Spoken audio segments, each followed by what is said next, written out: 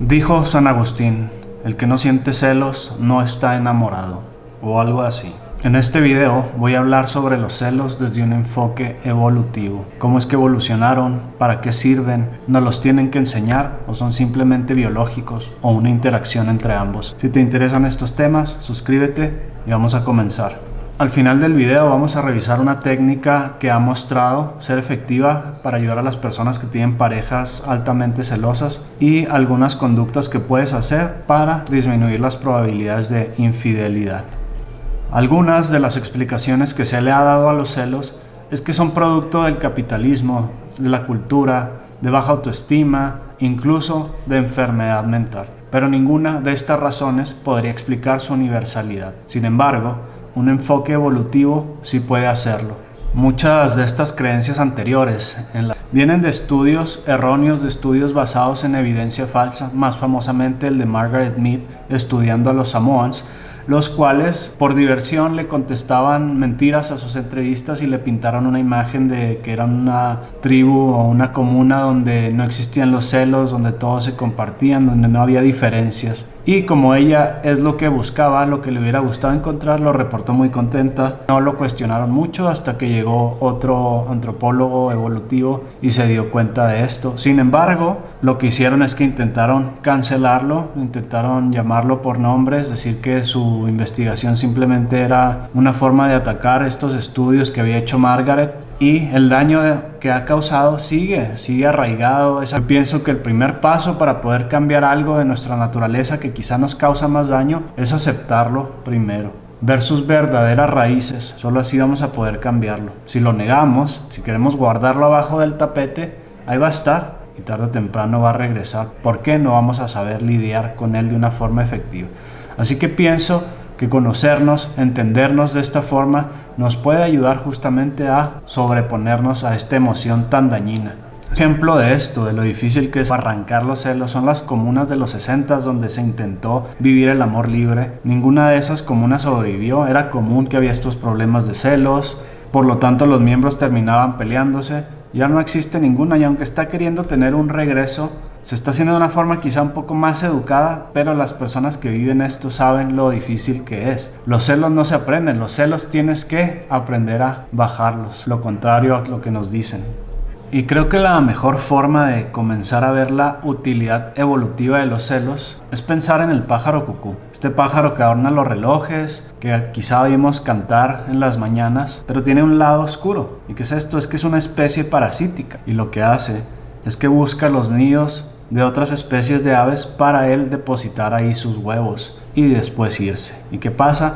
La especie nativa no solamente cuida a la cría del pájaro cucú, sino que muchas veces sacrifica las suyas, ya que estos pájaros tienen ciertos programas para cuando nazcan eliminar los huevos de la competencia, los huevos de los padres adoptivos, por lo que estos padres terminan invirtiendo sus recursos en los genes de alguien más, algo muy costoso para la evolución. Y un dato curioso interesante para mí es que ¿por qué el pájaro cucú cuando deja su huevo no tira los huevos del nido original? Lo que sucede es que los pájaros cuando ven que hay un solo huevo siempre abandonan el nido, pero nunca abandonan el nido cuando hay una sola cría. Por eso se quedan los huevos, nace la cría del pájaro cucú y este elimina el otro huevo y ya lo empiezan a cuidar los nuevos padres. Y hay fotos y videos muy interesantes en la que un ave está alimentando a un bebé, a una cría 3 o 4 veces más grande que ellos. Y no se les hace raro y es muy interesante. De ahí, de estos pájaros, viene el término en biología cuckold o cuckold, que se refiere a cuando el macho termina invirtiendo recursos y esfuerzo paternal en juveniles que no son su descendencia genética sin saberlo. De ahí viene también el término que se usa en inglés para los hombres que los engañan sus esposas y este género de pornografía donde los hombres disfrutan ver a sus esposas acostarse con otros. Y bueno, cada quien, ¿no?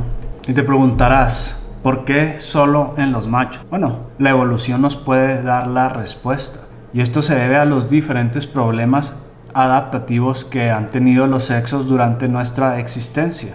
Uno de ellos es la certidumbre paternal. Una hembra siempre está segura que la cría es suya. Sin embargo, para un macho es muy difícil. De ahí viene el dicho, hijo de mi hija, mi nieto, hijo de mi hijo, quién sabe.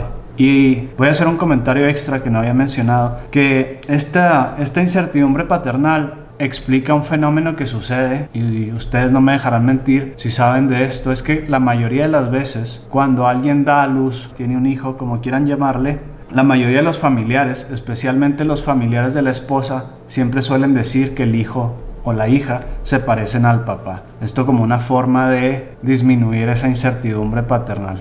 Y aquí es donde los celos comienzan a tener sentido. Los celos se refieren al resentimiento que sentimos cuando un rival amenaza quitarnos algo que consideramos nuestro, ya sea recursos, ya sea parejas.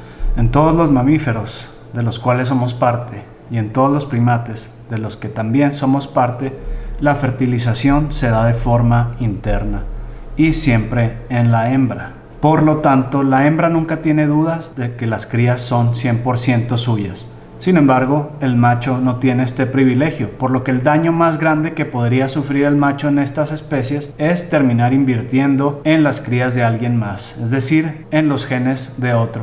En cambio, para la hembra, en una especie de emparejamiento como en la del humano, donde el macho donde el macho por lo general tiene una alta inversión paternal, que por cierto somos una de las pocas especies de mamíferos con inversión paternal, lo más costoso que le podría pasar a la hembra es perder esta inversión, estos recursos, y que se fueran a ser invertidos en las crías de alguien más o en otra pareja, no tanto el sexo. Por lo tanto, son muy sensibles a las señales de amor, ya que este es un buen predictor de compromiso y cuidado. En resumen, de inversión paternal. Quizá esto explica el cliché de las películas, donde cuando un hombre se da cuenta que su pareja lo ha engañado, lo primero que le pregunta es: ¿fue mejor que yo? En cambio, cuando una mujer se da cuenta que su pareja la ha engañado, lo primero que pregunta es: ¿la amas? Digo, esto pasa en las películas, no estoy seguro que en la vida real. Comenten si saben de algo así. Por lo que esto podría predecir que existen ciertas diferencias entre las situaciones que nos causan más celos a los hombres y a las mujeres. Y justamente eso es lo que se encuentra. En un famoso estudio se le pidió a personas que imaginaran que sus parejas se interesaban en alguien más. ¿Y cuál de los siguientes escenarios les dolería más o les causaría más molestia? Uno de ellos es descubrir que su pareja estaba creando un lazo íntimo, profundo de apego emocional, compartiendo y confiándole a la persona sus secretos más íntimos, o en el otro de los escenarios, que tu pareja está disfrutando de actos sexuales con otra persona, probando todas las posiciones posibles. Y aunque ambos escenarios son molestos para ambos sexos, ¿cuál te parece peor? Debe ser obvio. Sin embargo, ¿cuál de ellos dependerá de tu sexo? A los hombres les molestaba mucho más el escenario 2, a las mujeres el escenario 1.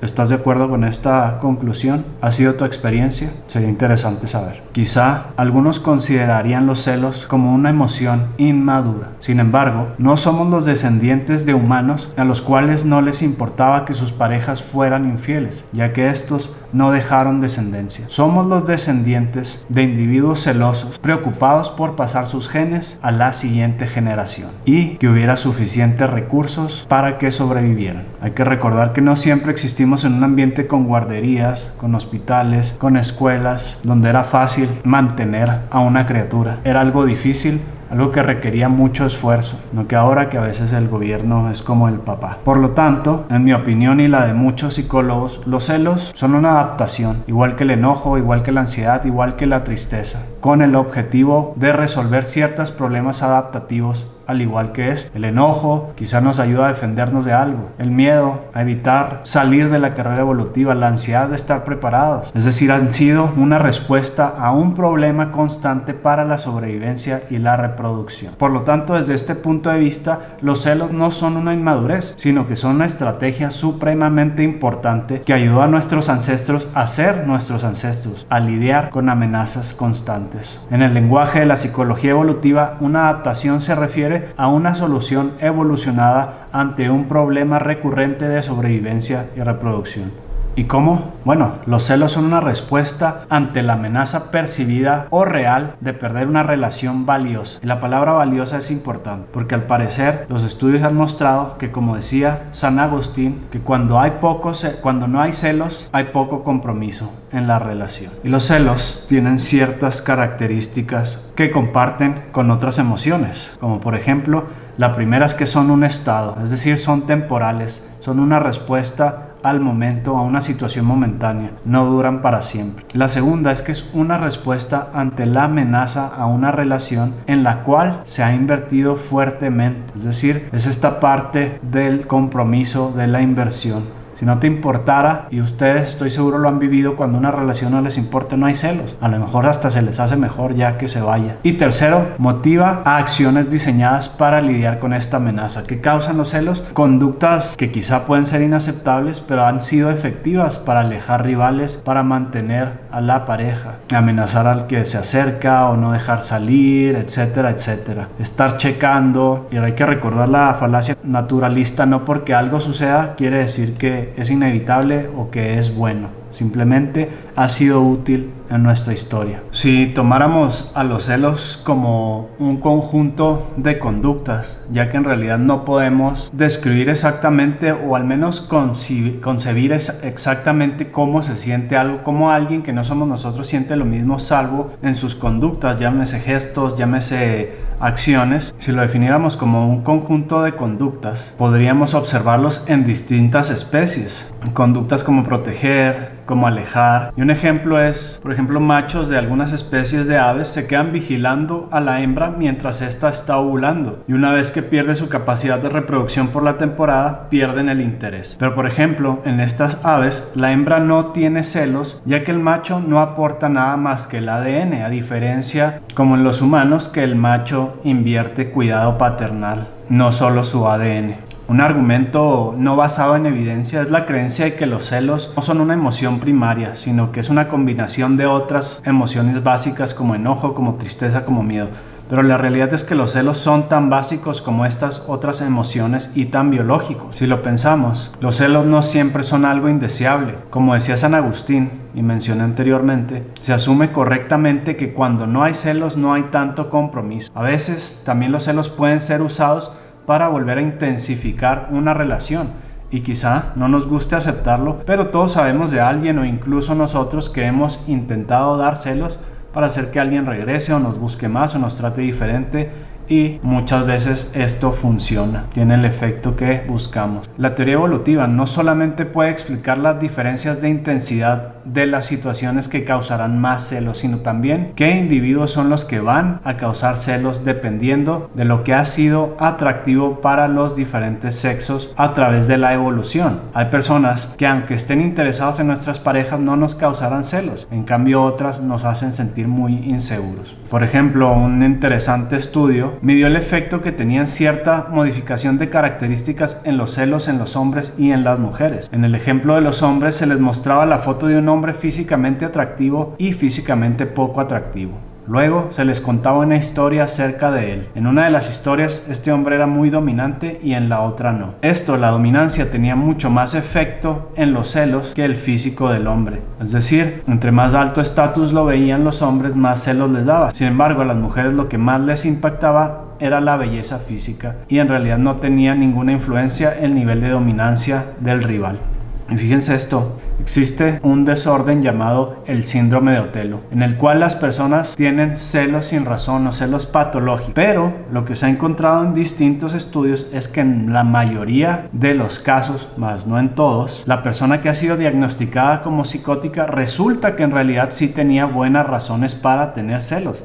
Después de todo, la infidelidad ha sido algo muy costoso a través de nuestra historia evolutiva, por lo que tenemos o hemos desarrollado ciertos sistemas para detectarla. Quizá inconscientemente notamos ciertas pistas que activan a los celos. Y no estoy diciendo que no existen errores o que existe un sexto sentido, sino que notamos cosas sin darnos cuenta, lo que no quiere decir que no tenga errores. Como el miedo. Estamos diseñados para ser sensibles a la amenaza. Es mejor y menos costoso asumir que hay una amenaza donde no la hay, que asumir que no hay amenaza donde sí la hay. Una significa incomodidad, otro significa la muerte. En el caso de los celos es algo similar. Era a través de la evolución, más quizá no en el presente, mucho menos costoso asumir infidelidad donde no la había que asumir fidelidad donde no la había. Una significaba a lo mejor molestia y enojo, y la otra significaba perder la descendencia, perder la carrera evolutiva y no reproducirse.